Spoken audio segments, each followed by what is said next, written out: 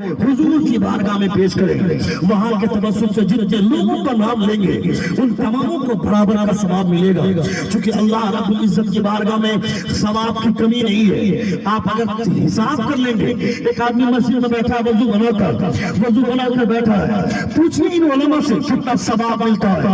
मस्जिद में बैठकर जितनी बार सांसें लेते हैं, हर एक सांस के बदले में खुदा 10 नेकी अता फरमाता है, 10 गुनाह को मिटाता है, खुदा 10 दर्जात को बुलंद फरमाता है। कहाँ बैठकर?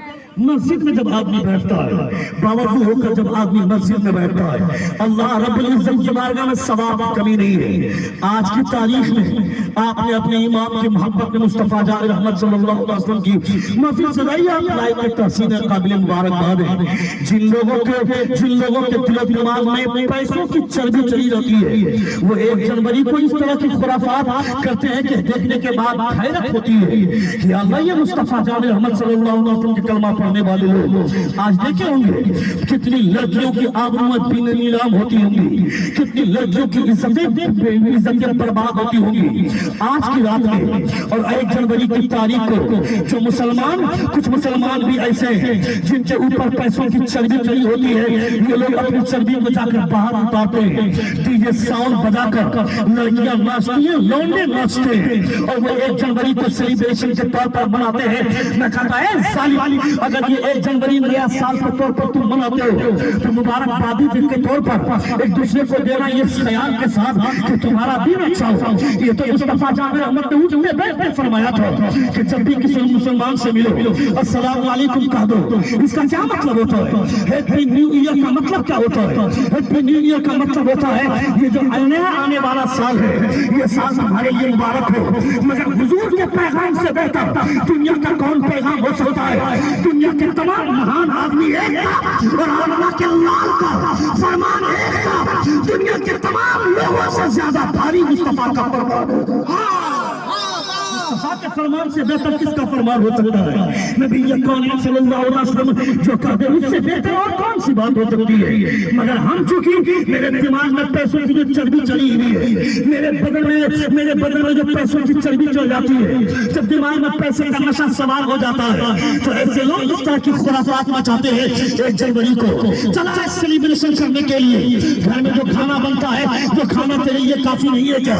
जाकर बाहर जाकर डांस करेगा, बाहर जाकर डांस करेगा, वहां जाकर खुशियां मनाएगा, इसमें जाकर बोलता है दूसरों को हैप्पी न्यू ईयर, कि तुमको नया साल मुबारक हो। मुस्तफा फरमाते हैं अगर इस दीवार से उस दीवार पर चले जाना, दीवार बीच में हाइल हो जाए, तुम्हारा मुलाकात एक मुसलमान से, उस मुसलमान को सलाम पेश कर देना, उससे मुसाफा कर देना।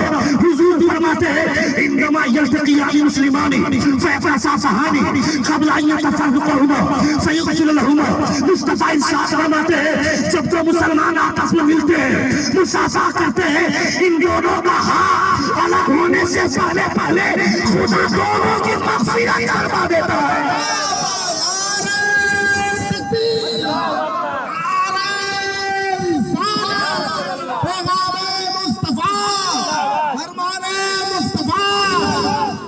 खुदा दोनों की मग़फ़िरत फरमा देता है। मुस्तफा से ज्यादा बेहतर तरीका कौन दे सकता है? एक सहाबी रसूल है, दूसरे सहाबी से फरमाते हैं चलो बाजार जाकर के आते हैं। सुनो थोड़ी देर मेरी गुफ्तगू को सुनो, एक बार जोर से अपने दोनों हाथों को फिजा में लहराकर कहे या रसूल अल्लाह। एक सहाबी रसूल दूसरे सहाबी के पेट में पूंछ मारकर बोलते हैं चलो बाजार जाकर के आते हैं। वो सहाबी फरमाते हैं बाजार जाने के ताल्लुक से क्यों बोल रहे हो? तुमने सुना नहीं मुस्तफा क्या फरमाते हैं? बाजार दुनिया की सबसे बुरी जगह है, सबसे अच्छी जगह मस्जिद। जाना है तो चलो मस्जिद चलो। मुस्तफा फरमाते बाजार सबसे बुरी जगह है, वहां जाकर क्या करेंगे? दूसरे साहबी जवाब देते हैं कोई काम नहीं है, जाना है लोगों को सलाम करते हुए जाना है और सलाम करते हुए वापस आना है। बाजार घूम भी लेंगे और मुस्तफा की सुन्नत भी अदा हो जाए। اسے بولتے ہیں سنتوں کی تلاش، اسے بولتے ہیں سنتوں کی کھوج، اسے بولتے ہیں سنتوں کی جستجو۔ مگر ہمارے دماغ میں جب پیسے کا نشہ سوار ہوتا ہے، مسلمان چونکہ پڑھا لکھا نہیں ہوتا ہے، مسلمان اپنی تاریخ نہیں پڑھتے ہیں، مسلمان اپنی ہسٹری نہیں پڑھتے ہیں۔ ان کی ہسٹری کیا ہے، ان کی تاریخ کیا ہے؟ مسلمان آج سب سے زیادہ جاہل قوم ہو گئی۔ مسلمانوں نے اپنی نسلوں کے بارے میں نہیں سوچا، اپنے فیوچر کے بارے میں نہیں سوچا۔ تم کو برباد کرنے میں تمہارے پرکھوں کا ہاتھ ہے۔ وہ جو مغل سلطنت آیا تھا تقریباً 800 سال تک ان مغلوں نے حکومت کی ہندوستان میں۔ آج ہم بولتے ہیں کہ بی جے پی نے ہم کو تباہ کر دیا۔ میں کہتا ہوں صرف بی جے پی ذمہ دار نہیں ہے، بی جے پی نہیں، کس نے تمہارا استحصال نہیں کیا، تم کو کس نے برباد نہیں کیا؟ صرف بی جے پی کا ہاتھ نہیں ہے، کانگریس نے بھی تمہیں برباد کیا، بی جے پی نے بھی تمہیں برباد کیا، اور تمہارا سب سے بڑا دشمن تمہارا مسلمان ہے۔ اسی لیے ڈاکٹر بھیم راؤ بولتا ہے کہ مسلمان can be defeated only by Muslim, otherwise the rest of the world only can try۔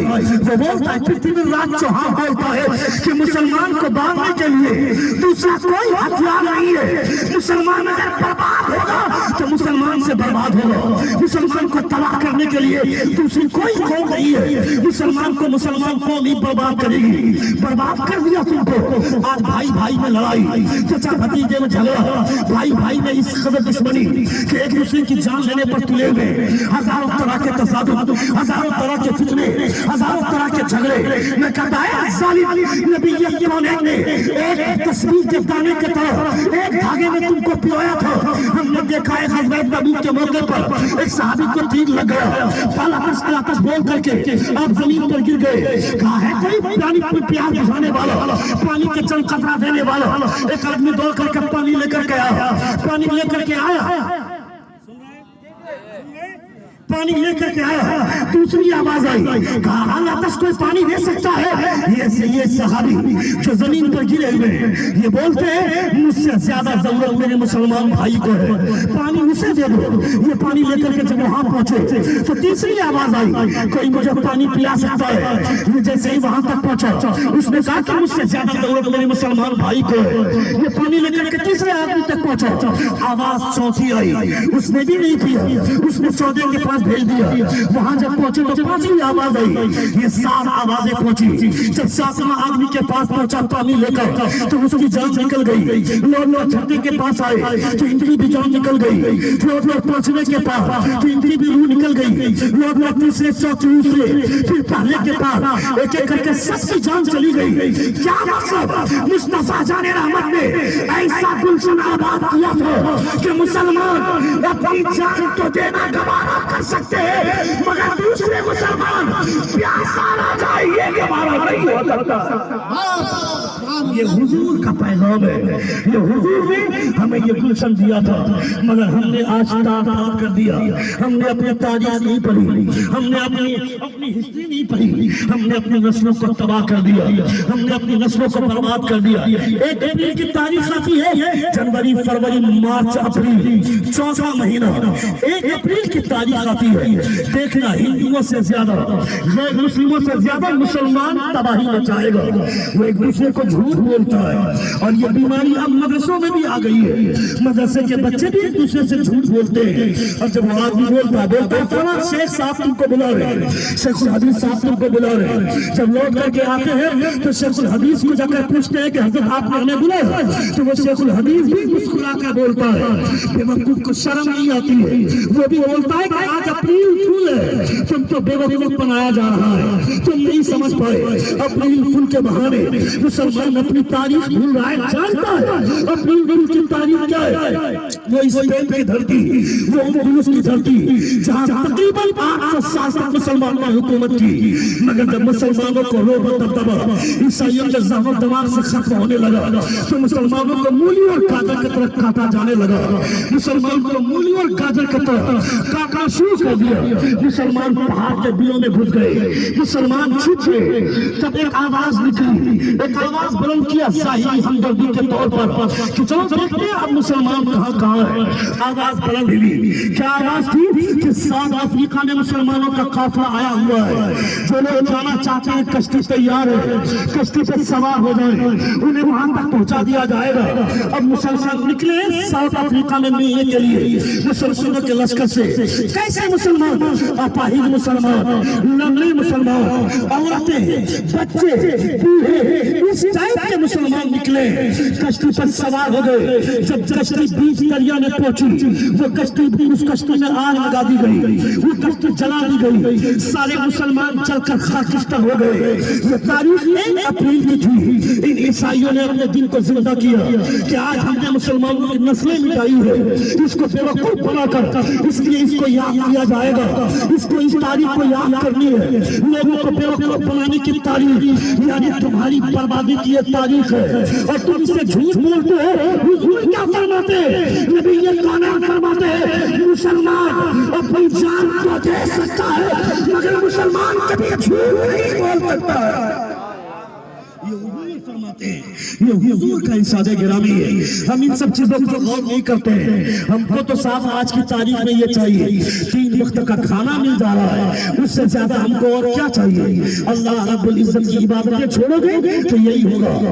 कब्रिस्तान में आकर भी लोग आकर जनाजे की नमाज पढ़ने आते हैं। मैयत की लाश रखी हुई सामने, जनाजे की नमाज पढ़ी, 4-5 लोग कब्र के पास खड़े हैं उसे कब्र में उतारने के लिए, बाकी 4 आदमी वहां खड़ा है, 5 लोग वहां खड़े हैं, 10 आदमी का ग्रुप वहां खड़ा है। ये लोग बिजनेस की बात करेंगे, तिजारत की बात करेंगे, काकाए लगाएंगे।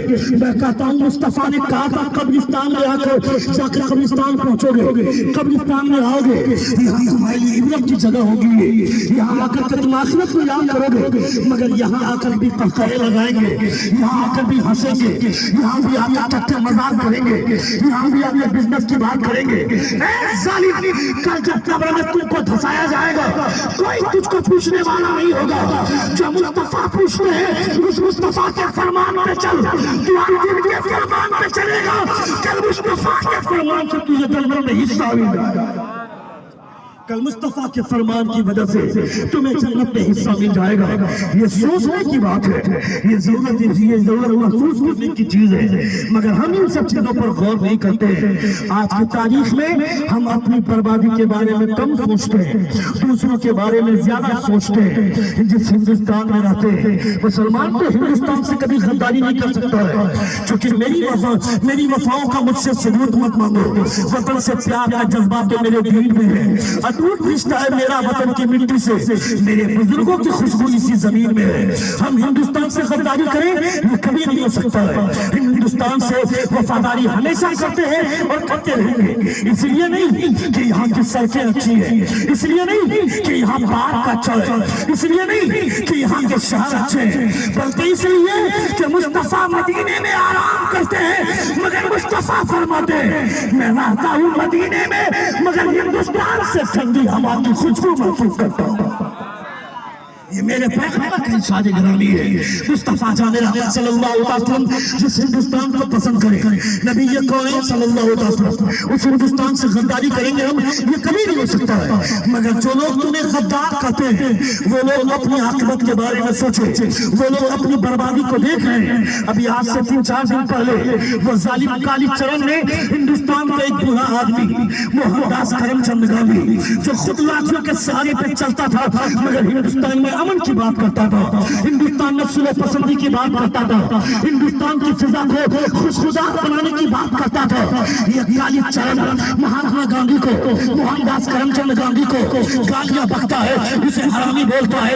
मैं कहता है मोहनदास करमचंद गांधी ने जो हिंदुस्तान को आजाद किया अंग्रेजों से, तू जैसे लुच्चों का साथ लेकर के नहीं, मौलवी अशफाकुल्लाह साहब थे, अल्लामा साहब थे, इन उलमा की वजह से उसने हिंदुस्तान को आजाद किया। वो बोलता है कि ये उलमा साथ थे तो मैं हिंदुस्तान को आजाद कर लिया। अगर इमाम हुसैन जैसा 72 सिपाही मुझको मिल गए होते तो 24 घंटे के अंदर हिंदुस्तान को आजाद कर लिया होता।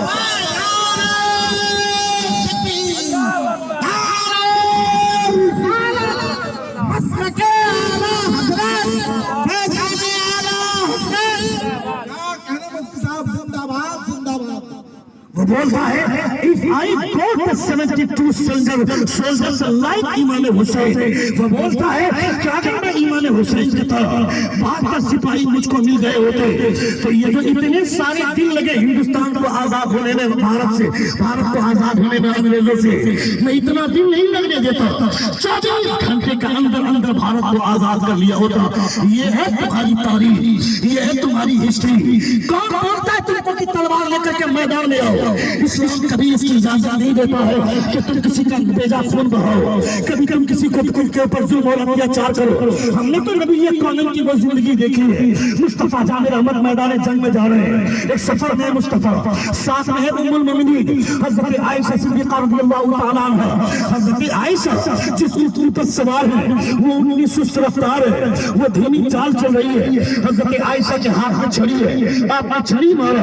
مصطفیٰ فرماتے ہیں عائشہ اس اونٹنی کو کیوں چھڑی مار رہی ہو؟ نبی کامل کی بیوی، ہم تمام مومنوں کی ماں حضرت عائشہ فرماتی ہے اللہ کے رسول یہ سست رفتار ہے۔ نبی کامل فرماتے ہیں کیا وہ سست رفتار ہے تو اس کو چھڑی کیوں مار رہی ہو؟ عائشہ خبردار اسے بھی درد ہوتا ہے، عائشہ اسے بھی درد ہوتا ہے، اسے بھی تکلیف ہوتی ہے۔ میں کہتا ہوں جو پیغمبر ایک جانور کا درد محسوس کر سکتا ہے، وہ پیغمبر کسی انسان کا خون بہانے کی اجازت کیسے دے سکتا ہے؟ ہمارا زمین کبھی اجازت نہیں دے گا۔ اسی لیے آج سے 3 سال پہلے وہ ڈاکٹر دلائی لاما جو بدھسٹ مذہب کے 58ویں پیڑھی کا پیشوا ہے، دلائی لاما جب میسور کی دھرتی پر آیا تھا، لوگ اس کی اسپیچ سننے کے لیے کان کھڑے کر دیے تھے کہ یہ بولے گا کیا۔ بدھسٹ مذہب کے لوگوں نے برما میں مسلمانوں پر ظلم کیا۔ جب اسی کا 58ویں پیڑھی کا پیشوا جب میسور کی دھرتی پر آیا تھا، ہندوستان کے تمام لوگوں کے کان کھڑے تھے۔ یہ اپنی اسپیچ میں